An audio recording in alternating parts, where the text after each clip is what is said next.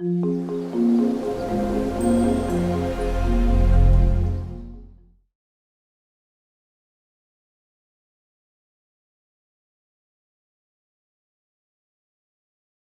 don't know of any university class that does this, and I've known a lot of university classes because what we're doing is we're kind of transcending the disciplines, we're using the disciplines, but if a course like this were offered in a university, you'd have to put it in a department, right? And then that department's going to have its allegiances and power structures. And you're not going to do mythology if it's in political science, right? So we get to do this, and this is actually a point that we'll come back to about power and knowledge. So tonight, distrust and desire, power and institutions, and the last two in the series next week and the week after, education and the individual. That's not accidentally placed.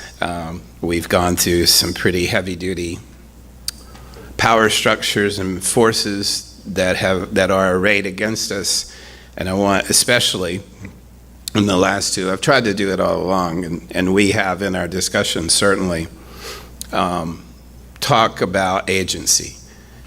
How do you get agency? We need to understand the forces arrayed against us first of all, but then what can you do about it?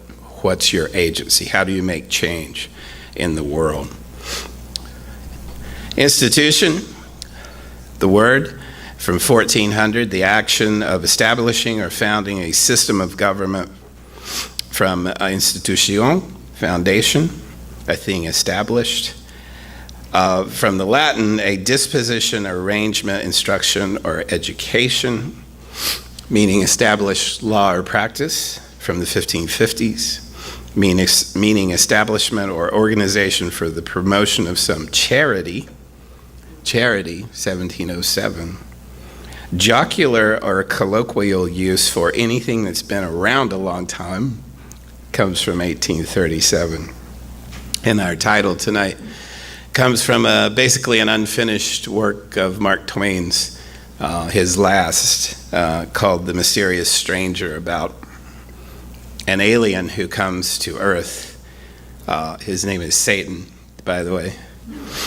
And he points out how we're screwing up.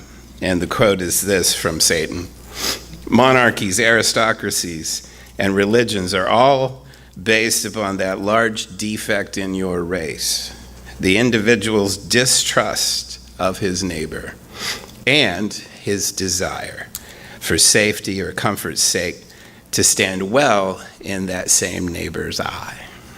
These institutions will always remain and always flourish and always oppress you, affront you, degrade you, because you will always be and remain slaves of minorities." He didn't. This is 18. He didn't mean it the way you may have heard it. "There was never a country where the majority of the people were in their secret hearts loyal to any of these institutions." The great story, the great story of institutions begins in ancient Greece, 525 BCE, with a play called the Oresteia by Aeschylus. It's a trilogy. It was actually a tetralogy, but the last play is lost. The Oresteia is by Aeschylus, who is probably the greatest playwright in ancient Greece. He was writing his plays at an interesting time. He was part of the ancient and powerful landed families that controlled Greece for generations, but he had seen that power of the landed aristocracy diminished in his time. And I'm so sorry. He's right around the cult of Demeter, and there's lots going on right around where Aeschylus grew up. In fact, he was charged with revealing one of the secret mysteries of Demeter in one of his plays, but he was exonerated because it was determined that he didn't mean to do that. That's actually still going on now. Some Native American writers, for example, who are charged with revealing Klan stories in their work. Well, Aeschylus would have observed firsthand the turmoil associated with the murder of one of the princes and the expulsion of his brother, the progression from tyranny to democracy in Athens meant that Aeschylus lost what he was born into, but thought it was a fair trade-off, because in exchange for loss of his power, his family's power, and the landed aristocracy, they got democracy. They got institutions. He was a soldier, and in 458 BCE wrote the Oresteia. Let's look at the Oresteia. Again, one of the great plays ever, maybe the greatest play ever from ancient Greece. It's the story of the blood-drenched house of Atreus. And Atreus is I believe it's grandson of a man named Tantalus, who is a little too full of himself, like Icarus, and tries to go too far, goes into the realm of the gods, and is punished in Tartarus by always having fruit and water just out of his reach. He's mired in this mud, and he can't, and this beautiful fruit, and the water's right there, and he can't reach it. That's his grandfather. So this is not going to bode well. You can tell right from the beginning. So the play, after the fall of Troy, we have the Aeneid, Virgil's attempt to replicate what Homer did with the Odyssey. And it's about Aeneas founding Rome, basically. The backside of the fall of Troy for the Greeks is not so glamorous, because what happened was, if you remember, the Greeks win the Trojan War, but at a dear cost. Before they even set sail for Greece, Agamemnon is told by Apollo that if he's going to get, they're in the doldrums, there's no wind, that if he wants wind, he has to sacrifice his daughter Iphigenia. And the description of this sacrifice is brutal. It's Lynchian, even. It's just brutal. And then, but you probably don't even know that part. Most people who are familiar with the Iliad and the Odyssey don't know that that's what started it, and of course what started it before that was Helen and Paris and all that. So there's no Greek victory without, so in the story world at least, there's no Greek victory without this heinous, horrendous sacrifice of a young girl who cries and kicks and screams as she's being murdered. Clytemnestra is her mother, and she has not forgotten this. So Agamemnon goes off for 10 years to fight the Trojan War. He comes back and she lies waiting. The whole time, she's taken 10 years to plot his assassination for killing their daughter. In the meantime, she's taken a lover, Aegisthus, and he too, as lovers do, wants revenge upon Agamemnon. She has a son by Agamemnon named Orestes, and so the play is the Oresteia. It's the story of Orestes. She sends him away because she knows bad tidings await. Here's a line. Wisdom comes through suffering. Trouble, with its memories of pain, drips in our hearts as we try to sleep. So men, against their will, learn to practice moderation. favors come to us from gods. Really beautiful poetry and incredible pain in this play. And one of the things it does is not introduce, but it uses the chorus so deftly.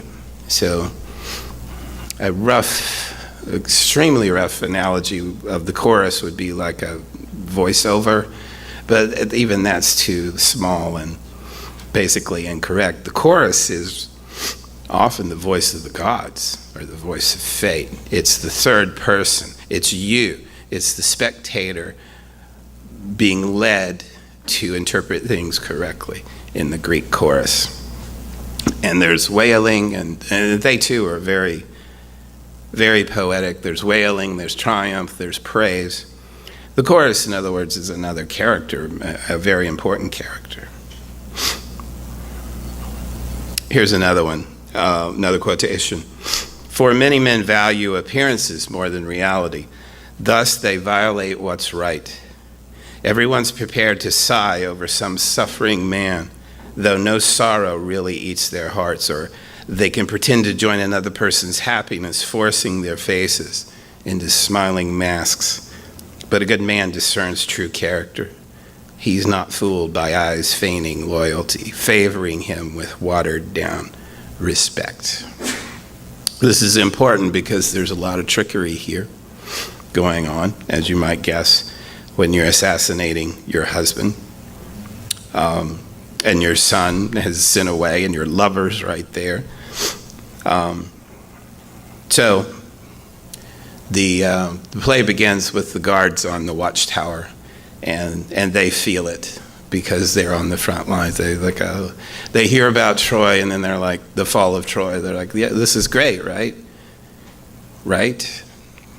They keep trying to tell themselves it's great. They know something's coming, and it's not good.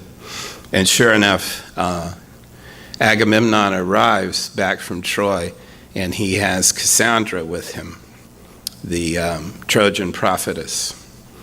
And Clytemnestra tricks them, brings them in, and murders them both, but not before Cassandra can utter a long soliloquy of prophecies about their doom, about Clytemnestra's doom, and the whole house of Atreus is going down.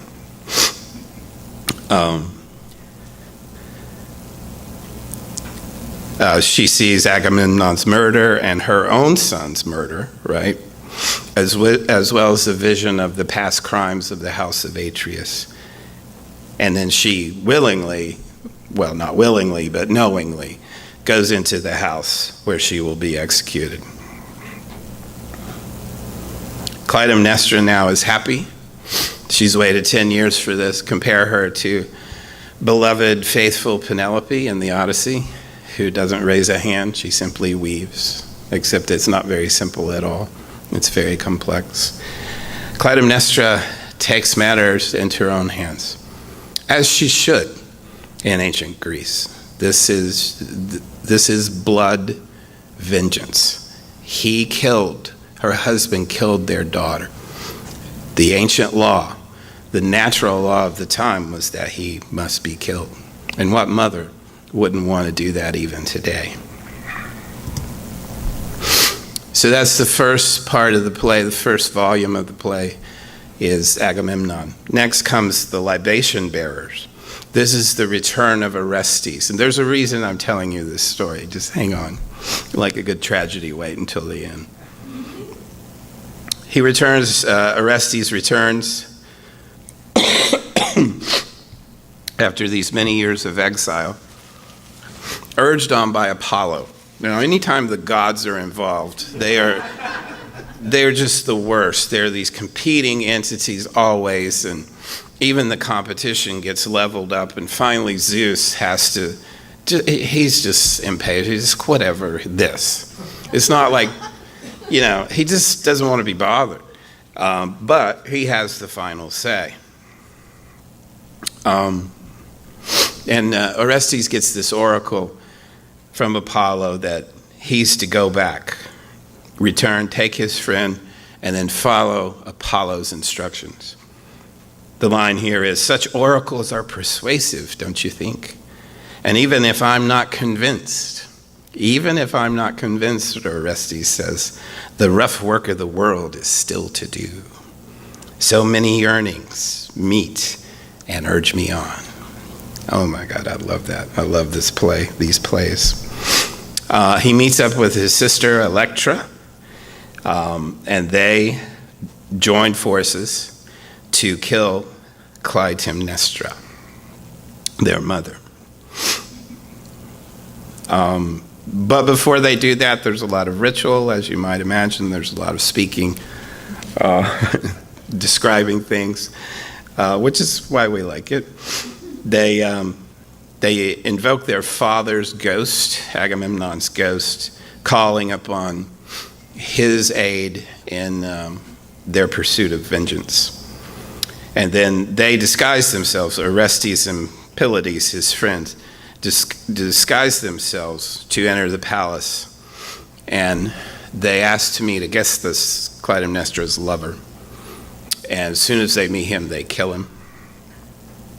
Orestes says that the murder, they killed an honored man by cunning, his father, so they die by cunning, caught in the same noose. Clytemnestra pleads for her life. She pleads for her life with her son. And remember, what set this in motion was that her husband murdered their daughter. So now she's pleading for her life. But Pylades, in his only speech, reminds him that this is at the urging of Apollo, right? So, wait, my son, says the chorus. Wait. So here's what's really interesting in the Oresteia, is that the chorus evolves along with the characters. So now they're saying, wait, my son, no respect for this child? The breast you held during the drowsing away the hours? Soft gums tugging the milk that made you grow? No respect for this? That's the key. No respect for this. No respect for this relationship of son to mother. No respect. And so he kills her. And while he is explaining to the chorus why he killed his mother and her lover, the Furies arrive. And the chorus says, for word of hate, let word of hate be said. Justice, stroke for bloody stroke must be paid. The one who acts must suffer. 3 generations long, this law resounds. All right, so Orestes has come back after his exile with his friend and his sister.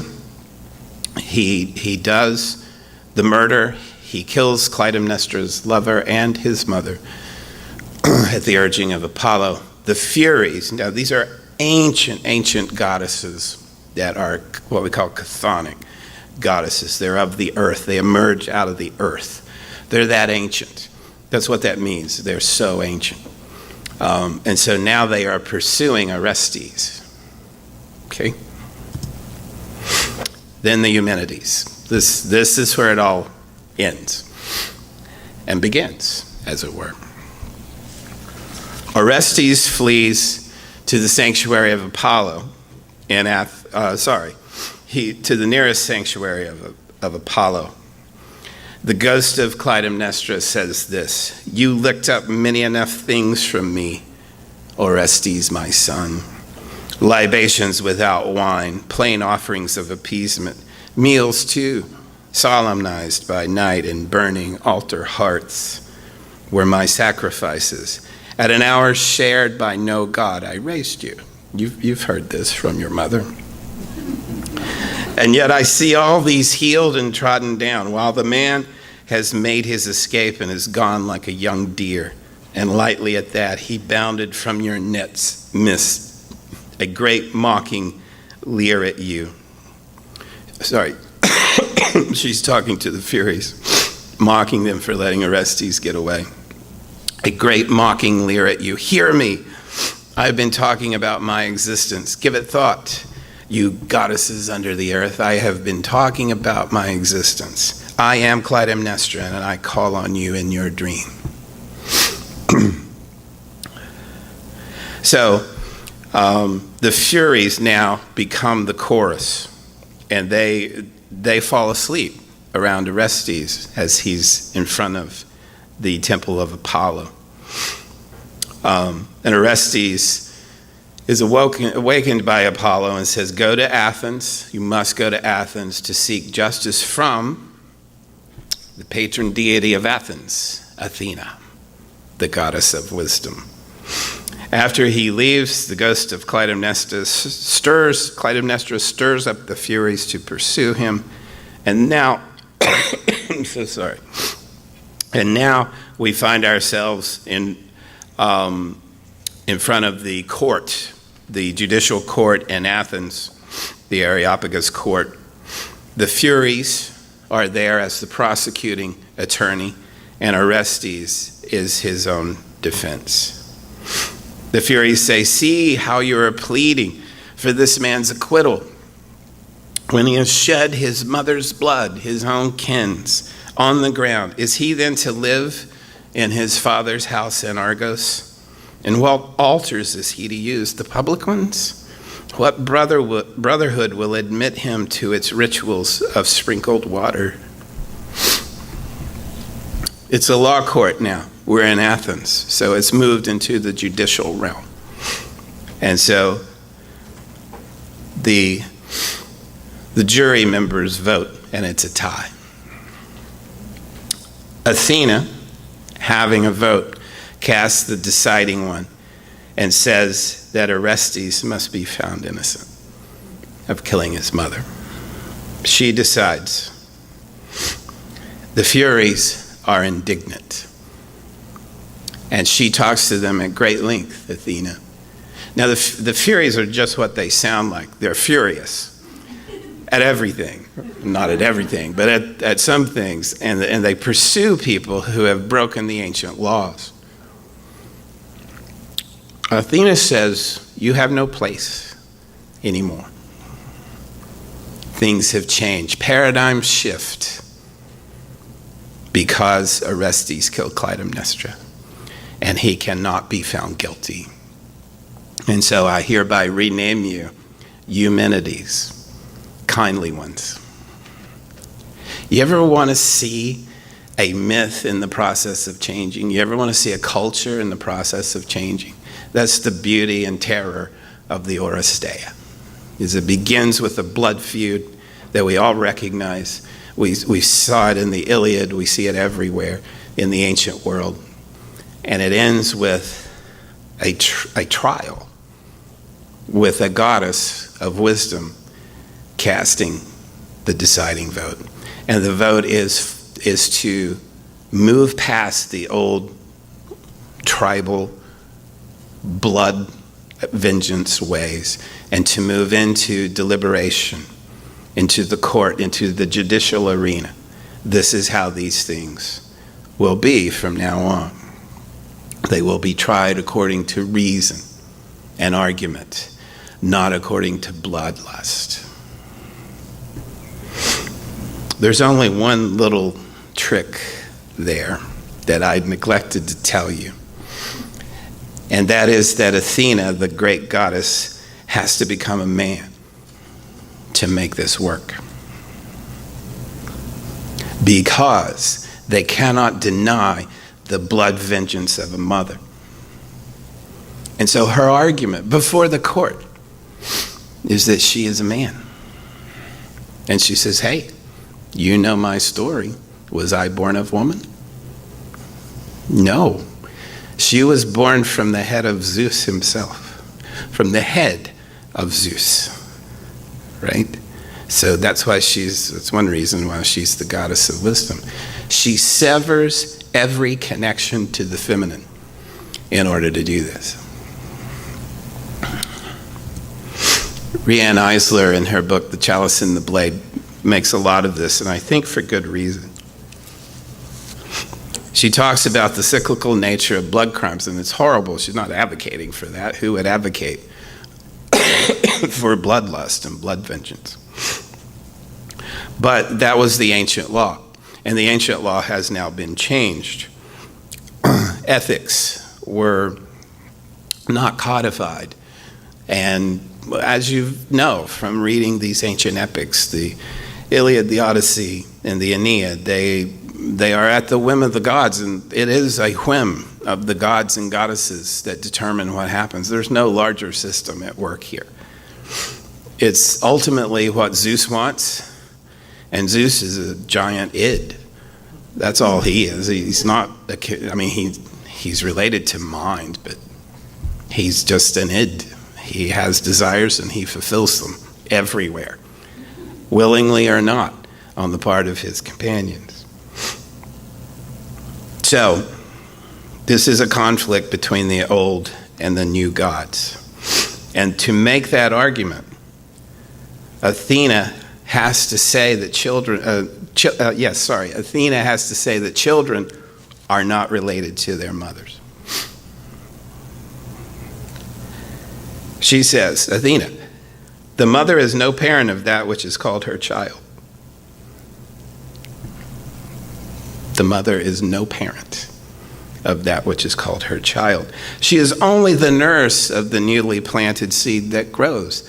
And why wouldn't she think that? That's how she was born. It's a little complicated because Zeus actually swallowed a woman who was pregnant, but we don't have to get into that. Athena was born from the head of Zeus. I will show you proof of what I have explained, Apollo says. There can be a father without any mother. There she stands. Witness the daughter of Olympian Zeus, she who was never fostered in the dark of the womb, yet such a child has no goddess brought forth. And Athena responds. So now it's Apollo and Athena, right? Dionysus is nowhere around. That's too bad. There is no mother anywhere who gave me birth, she asserts, adding, and but for marriage, I am always for the male, with all my heart and strongly on my father's side. There's no secondary goddess. This is the goddess of Athens, except I guess we can't call her a goddess because she declares herself male. And of course, she's not talking about anatomy. She's talking about power, right? And so the chorus, the Furies, now called the Eumenides, express in horror, gods of the younger generation, you have ridden down the laws of the old time, torn them out of my hands. Athena casts the deciding vote, and Orestes is absolved of the murder of his mother, because mother murder is not a crime. This is a significant movement in Western culture, right? I mean, this is the birth of institutions. It's the birth of institutions, because an institution is something that's a product of a civilization. You can't have an institution without a civilization. There are a lot of other prerequisites for having an institution, but one of them is that your power is taken out of your hands. That's the definition of an institution, is to give up your power. Any power that you claim to have, whether it's the power to murder your daughter, or murder her murderer, or murder her murderer's murderer. No. I mean, sure, you have the power to do that, but now that power will come at a great price.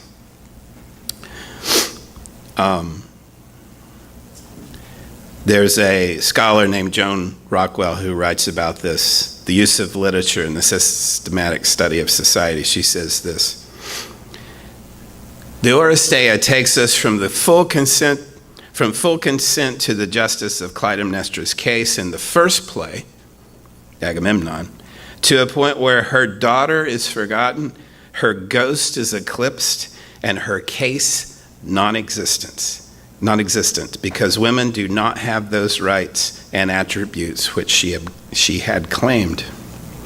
If a mighty creature like Clytemnestra, with the provocation she has in the murder of her child Iphigenia, has not the right to take revenge. What woman has?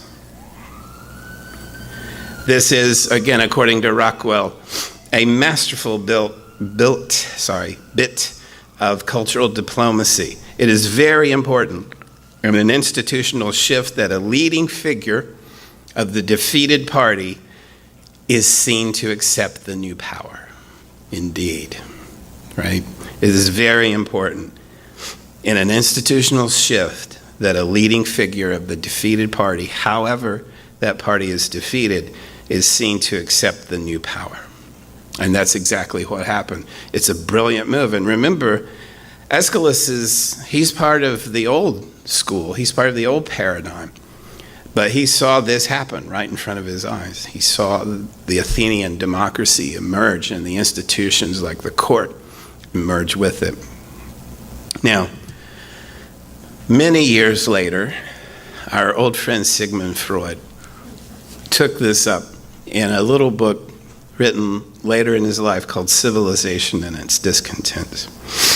You may know that Freud was no fan of religion. Before this, he had written a book called The Future of an Illusion, 1927, I think, in which he talks about religion, of course, as an illusion. So this is a follow-up to Future of an Illusion. And he says, it's a very personal book, actually, which is odd for Freud. I know, it sounds weird, but it is odd for Freud that he would write so personally. And he has a friend, I believe he's a rabbi, who talks about religion. He's an educated man, this rabbi, but he says religion is an important element in his life. And Freud says, I just don't understand it. So let me see if I can understand it. So this is what we get with Freud trying to understand what he called the oceanic feeling of religion. Now, of course, for Freud, it's going to be an oceanic feeling, right? It's going to be a feeling.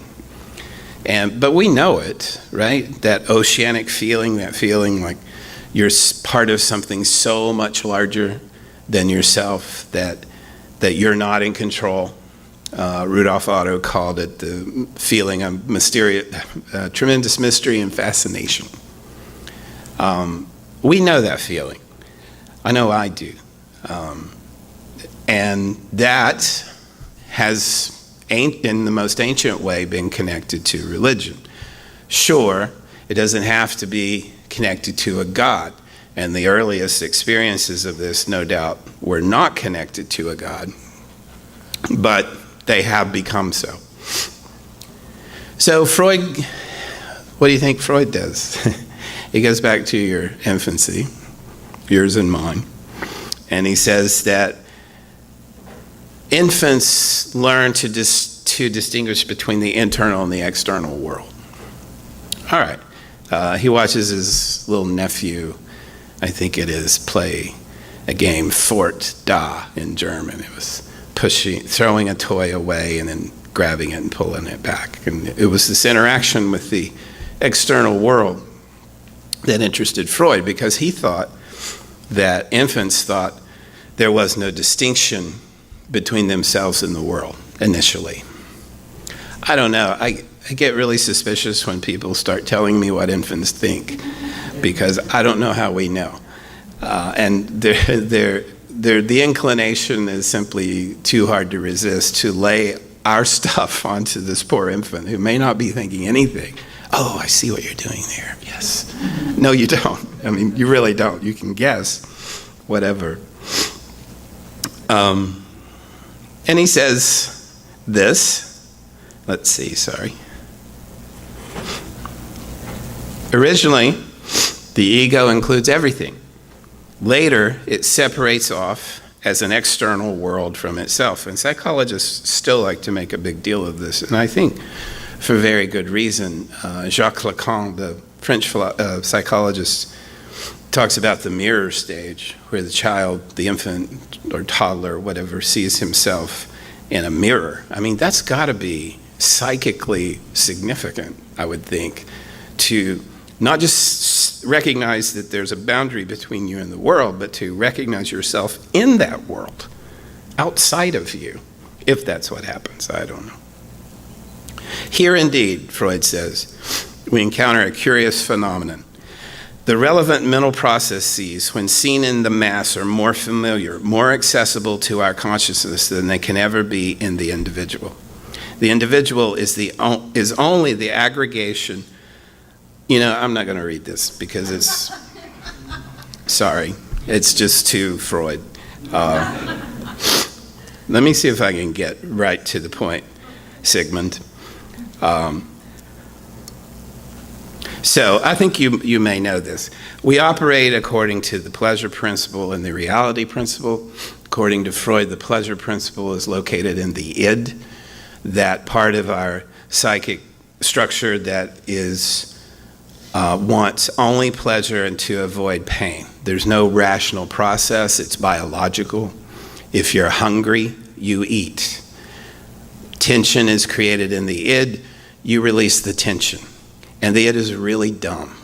It's stupid. And so the id will suck on a thumb when it's hungry because it doesn't know the difference, because there's no reality principle at work. The id will eat a piece of cardboard because it's hungry. The id cannot distinguish. By the way, all our monsters are ids. It's a whole other course. So that's the pleasure principle. Enhance pleasure, avoid pain. Basically, release the tension. Whatever tension is in your body.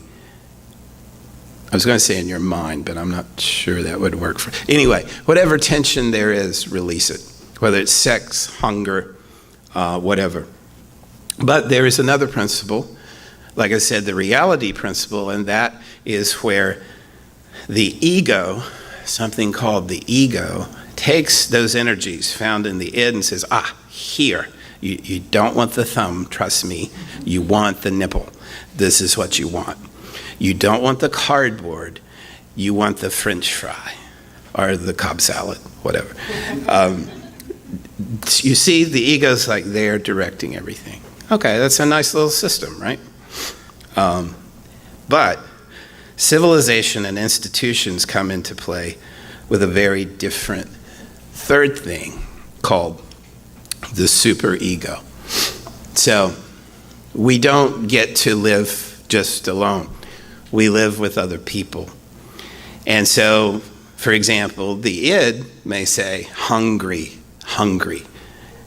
and may see a piece, your seatmate's food in the restaurant, or your neighbor's food in the neighboring table. Id says hungry, ego says food, go. Go take that food. Nothing wrong in that system. Reality principle at work, pleasure principle at work. The third principle is what keeps us from doing that most of the time. It's called the superego. This is the embodiment of society, its mores, its ethics, that say, hey, you don't want to do that. And this is outside. This is the unique part of this element of the structure, is that the id is biological, the ego is mind, but the superego is society. So, Freud says the superego is civilization. The superego is what tells us not to do something. The superego is what produces guilt. Because remember in that example, there would be no guilt if I ate Charlie's meal off from the table next to me. No guilt. Only there might be some tension that would need to be released. But there's no guilt. The superego creates the guilt that says, no, you don't want to do that. And it's by its very nature, it's external. This plays into what Freud's called the two drives. The libido, or life drive, the eros drive, which is designed to create. It's not just sex, but it is sex. It's everything that is life-affirming. Versus Thanatos, which is the god of death, but the Thanatos drive, the death drive. And Freud says we have that because of guilt and all kinds of other things. But basically, for Freud, institutions are our fathers. We need them, but we hate them. They're the ones who tell us what we can't do, but they're also the ones that provide the food. Now, here's Michel Foucault. This is going to talk about 3 books. 3 instances of power in 3 places. So sexuality in the home.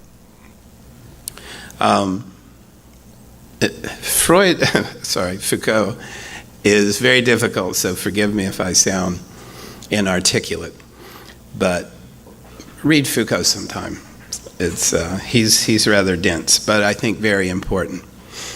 He says this. Sorry. It's a direct response to Freud. He says that we think of sexuality in terms of the repressive hypothesis. And he especially focuses on the Victorians.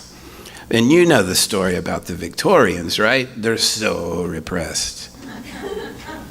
Right? What are you, Victorian? Freud says, see, there's a Freudian slip again. You can't get out of it. Foucault says, I don't see that. He's a historian, he's a philosopher, he's a theorist. Here's what he says. Foucault says, I see an explosion of talk about sex in the Victorian era. An explosion. Let me see if I have a quote for you. Yes, rather than the uniform concern to hide sex, you know, those Victorians, rather than a general prudishness of language, you know how they talked, or didn't. What distinguishes these last 3 centuries is the variety, the wide dispersion of devices that were invented for speaking about it, for having it be spoken about, for inducing it to speak of itself, for listening, recording, transcribing, and redistributing what is said about it. Around sex, a whole network of varying, specific, and coercive transpositions into discourse, into language, into ways of talking about something. Rather than a massive censorship, beginning with the verbal proprieties imposed by the age of reason, what was involved was a regulated and polymorphous incitement to discourse. Sex then becomes an object of knowledge. And it does in the 19th century. Not incidentally, and early 20th century, not incidentally going along with Freud. Freud's the exemplar of this. Sex becomes a kind of truth now, a product of discourse. Foucault says this, we demand that sex speak the truth, and we demand that it tell us our truth, or rather the deeply buried truth of that truth about ourselves, which we think we possess in our immediate consciousness. You know what he's talking about, right? I mean, sex. When you have sex, there's a truth there. There's no other form of communication like it, right? It exposes, reveals things we think that we didn't know but wanted to, or perhaps didn't. Now he says, what happens is when you create a new discourse, you never create it in a void. Every discourse is a discourse of power and power over life. It's no accident that after the 19th century, when sex becomes a kind of discourse, that we get masters, and eventually we get masters in Johnson, we get the sex studies, and this is Foucault's point. Suddenly everybody's talking about sex, starting in the Victorian era. All right. This is his move. This is always Foucault's move, is to try to get behind the discourses that we take for granted. I would say, he would abhor this, but I would say you're trying to find the myth. You're trying to find the story that's shaping you, that you kind of know is there, but you can't quite nail it down because it's holding you so tightly. He does this with sex. He does this with madness. So he has a book called Madness and Civilization, a history of insanity in the age of reason. Same move. People know what they do, he says. Frequently, they know why they do what they do. But what they don't know is what they do does. And that's it. That's Foucault in a nutshell. What is the power? What are the effects of power upon what you do? And more importantly, the discourse you use to talk about it. And he made a great deal in this book of The Ship of Fools, which I'm going to skip over, but it's a great story about, the Ship of Fools. A ship adrift in the ocean run by a captain who knows a little bit, but just enough to get everybody in trouble, and everybody's clamoring to take over the ship. It's a great metaphor for a great many things. There's the Bosch of it. He says that notion of the ship of fools, of madness as being unusual, of madness as being closer to the edge of another world,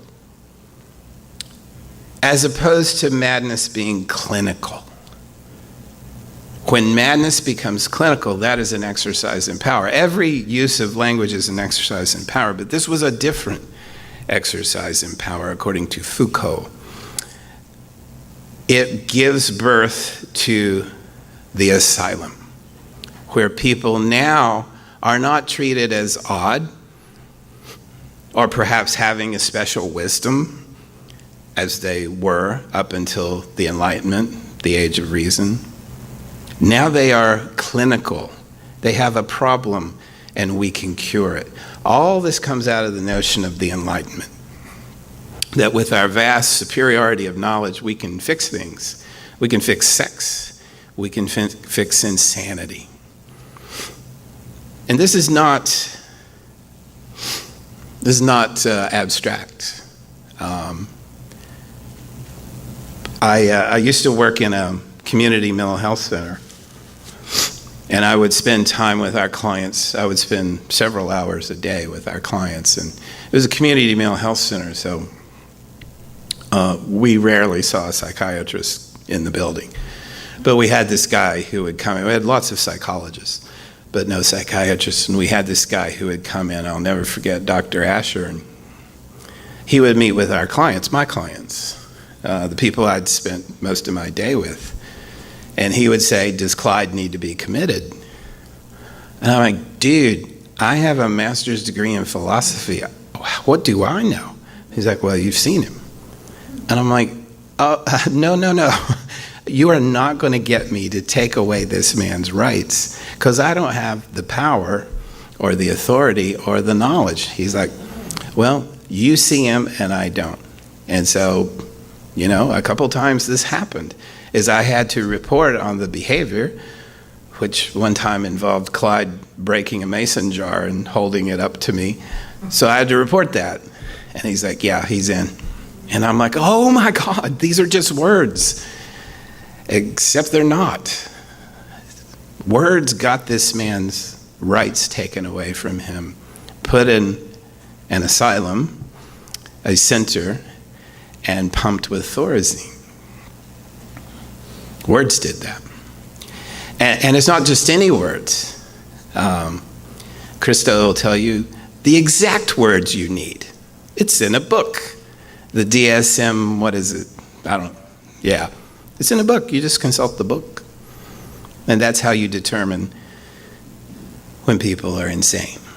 Now, whereas before they were just sometimes fun, sometimes annoying. The whole tradition of the fool comes out of this. And the fool is often depicted as a wise person, inadvertently wise.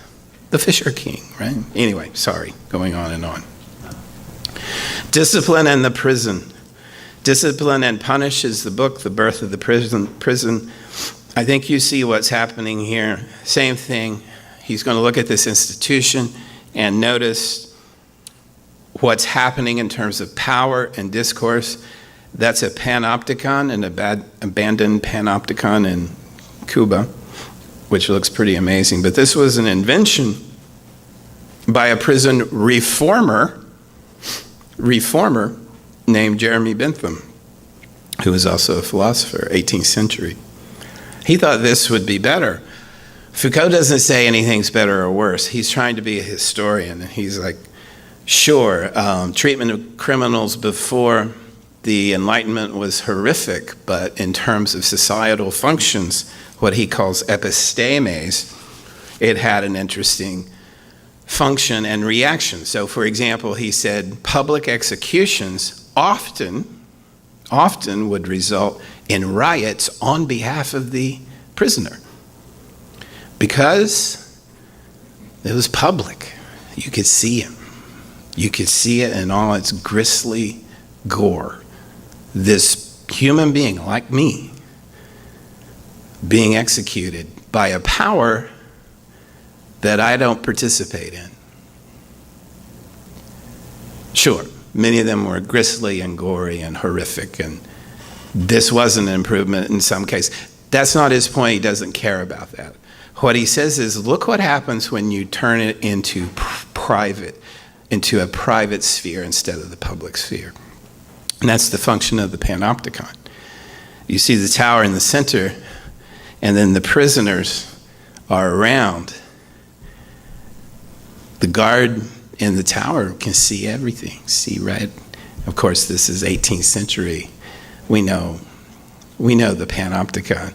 We carried it around in our pockets, right? Or on our wrists. Now, here's Foucault's point too about the prison, is this. Eventually, you don't need a guard, because the prisoners are going to assume that they're being surveilled. And why wouldn't they? It's endemic of the power structure in the society. A literary theorist named Louis Althusser has a concept he calls interpolation, where he talks about how your submissiveness, your lack of power is embedded in the systems in which you live. And his example is this. You're going down the street and a cop says, hey, you. You is indeterminate. How many of us are going to turn around? Most, I would say, because we're embedded, implicated in the system of power. This is Foucault's point as well. And so there's a whole now system, episteme, way of knowing, way of talking about the carceral, that which involves prisons. And Foucault, I have a great quote here. Let me give it to you. Let's see. I'm sorry for the sniffling.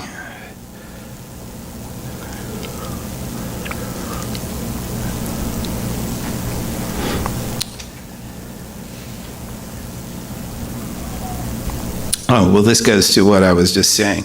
Foucault, discipline and punish, but let there be no misunderstanding. It is not that a real man, the object of knowledge, philosophical reflection, or technological invention, has been substituted for the soul, the illusions of theologians. The man described for us, whom we are invited to free, the prisoner, is already in himself the effect of a subjection, has already in himself the effect of a subjection more profound than himself.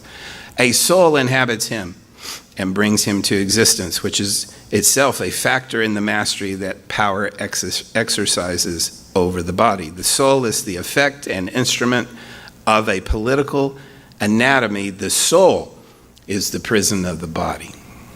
The soul is the prison of the body, not the body is the prison of the soul.